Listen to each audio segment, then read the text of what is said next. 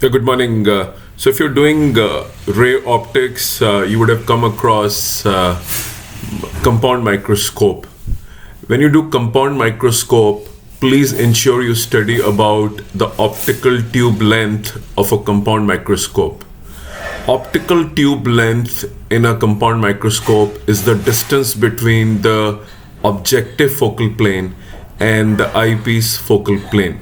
Please look into the diagrams very carefully and understand that the focal plane of the objective is on the back side, which is on the right hand side where the image gets created, and the focal plane of the eyepiece is on the left hand side of the eyepiece. The distance between the two focal planes of the objective and eyepiece is called the objective tube length. The microscope optical tube length. Read about it, it's capital L.